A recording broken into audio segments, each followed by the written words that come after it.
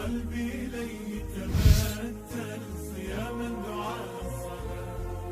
حياتي مع الله أجمل، مع الله تحلو الحياة، وقلبي إليه تبتل صياما دعاء الصلاة. بشهر مزاياه أكمل، تفوق الشهور سواه، ففيه الكتاب. السلام عليكم ورحمة الله وبركاته. ضمان ولا دعوانية ملو بدوكا كجوكتان كسو دوادا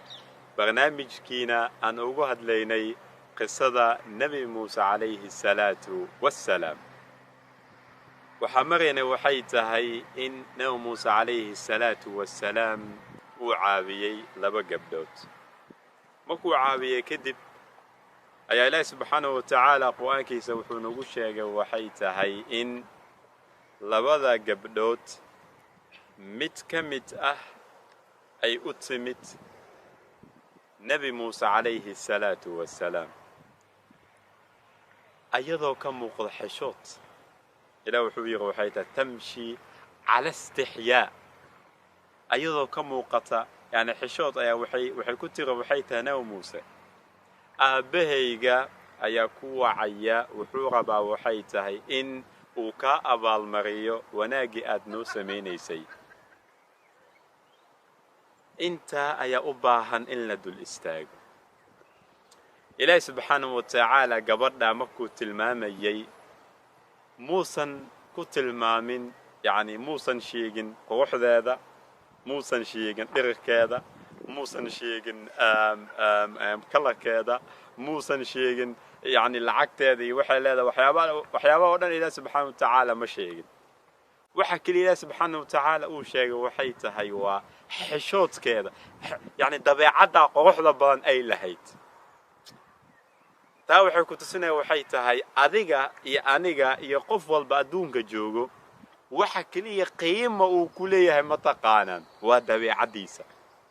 waxa kaliya qiimo adiga aad ku leedahay waxay tahay waa dabeecadaada iyo qaabka qofka kale aad ula dhaqmaysid. xishood ayaa ka muuqday markay hadlaysay. ilaahay subxaanahu wa tacaala xishoodka ayuu ku ammaanay. maxaa ka qurux badan xishoodka? nabi sallallaahu alayhi wasallam wuxuu leeyahay diin walba akhlaaq iyo dabeecad ayuu leeyahay. dabeecadda diinta islaamkana ma taqaanan waa xishoodka.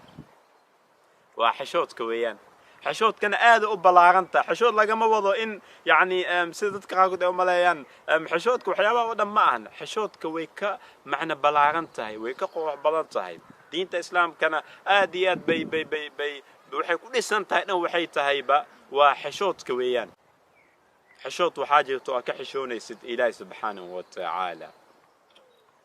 xishood aad ka xishoonaysid nabi sallallaahu alayhi wasallam, xishood aad ka xishoonaysid waalidiintaada, xaaskaaga iyo dadka iyo bulshada iyo wix la mid ah oo dhan. xishoodka ayaa kala ah. xishoodka ilaahay subxaanahu wa tacaala ka xishoonaysid waxaa ka mid ah waxay tahay culimada mid ka mid ah wuxuu leeyahay yani idaa maa qaala lii rabbii ama istaxyayta tacsiini وتخفي الذنب عن خلقي وبالعصيان تأتيني. أدو ربي عز وجل maalinta qiyaam u iweydiiyo miyaadan iga xishoonaynin anigoo kuu jeeda ayaad i caasinaysaa, yani dadkana albaabyada ayaad ka xiranaysaa. xishoodka micnihiisa waa in aad istaagtid xadka ama xuduud inaad istaagtid, aadan xadgudbin. يعني tusaale ahaan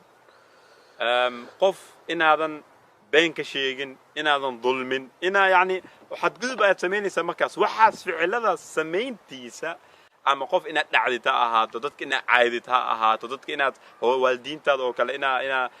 yani wax qaldan ku dhahdid iyo wax la mid ah waxyaabaha dhan inaad ka xishootid inaa yani aadan la imaanin aadan xadgudubkaas inaadan samaynin weeyaan yani aslan xishoodka iyo wax la mid ah oo dhan tusaalahaan xishoodka marka laga hadla ilaahi subxaana watacaala waa in yani macaasida iyo adiga xijaab ay idin dhaxayso inaadan xadgudbin in xuduud meel ay idin dhaxayso wax inay idin dhaxayso darbi inay idin dhaxayso aadan samaynin aadan la imaanin aadan xadgudbin aad ka xishootid waxyaabahaas oo kale aad dhahayd may ani waxaas yani ilaahi subxaana wataala inuu igu arka ma rabi yani taa weeyaan xishood kadib ilaahi subxaana watacaala wuxuu yiri waxay tahay markuu tilmaamay uu ku ammaanay xishoodkeeda kadib wuxuu yiri waxay tahay waxay dhahday inna abi aabahayga isla marka muhiimadda ka hadasha hadalkaa fiican quruxda in la fiiriya inna abi aabahayga ayaa ku wacaya si uu kugu abaalmariyo wanaaggii aad noo samaysay isla markii yani hadal kooban ay ka hadashay ka muuqdaa xishood iyo xuduuddeedana leh waxay dhahday waxay tahay aabahayga ayaa ku wacaya si uu kugu abaalmariyo wanaaggii aad noo samaysay kadibna way israaceen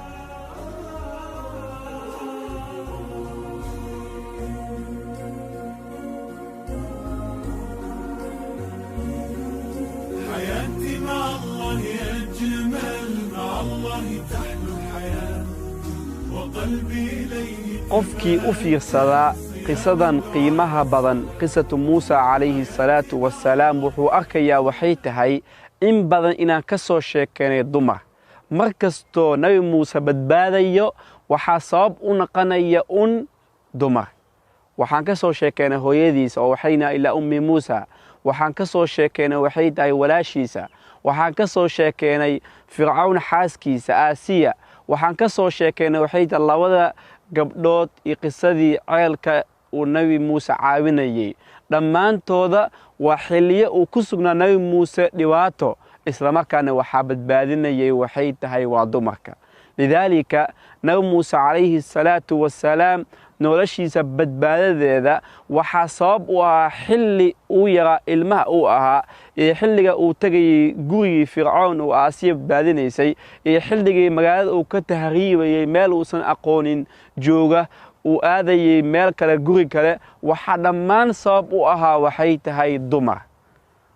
dumarka waxay leeyihiin qiimo gooni ah oo ilaahay subxaanahu wa tacaala aayadaha nagu barayo waa badbaadada ummadda nabigana sallallahu alayhi wasallam uu leeyahay إنما النساء شقائق الرجال دمك وقيب كمد أهرجا يعني رجا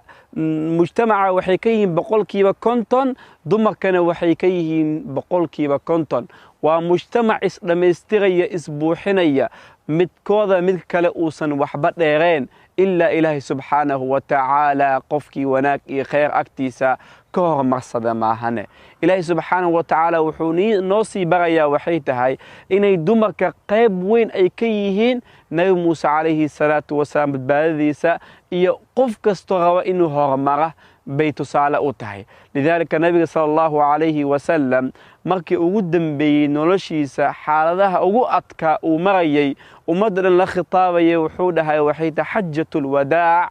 waxaan idinku dardaarmayaa waxay tahay waa dumarka wanaajiya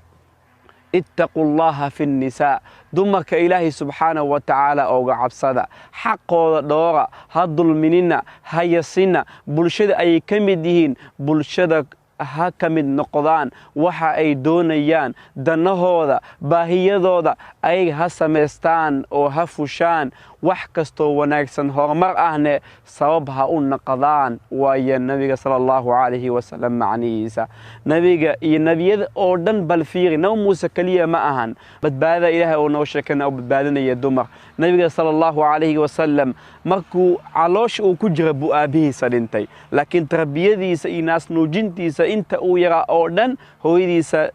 qayb ay ka ahayd nabi ciise alayhi salaatu wassalaam yaa badbaadiyay يا دلي وحدا شيء وحيته هوينيدي ونكسنات ومريم ابنة عمران التي أحصنت فرجها ومريم عليه الصلاة والسلام إلهي سبحانه وتعالى سورة أردن أقوم مقعاوي مقعيدة لذلك ولا ليال dhammaan waxaan ula dardaarmayaa waxay tahay bulsho kastoo rabta inay horumarto waa inay garataa qiimaha qofka kale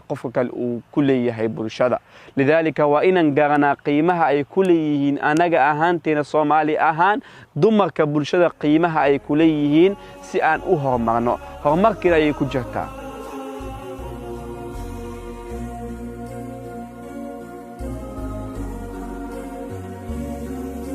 حياتي مع الله أجمل مع الله تحلو الحياة وقلبي إليه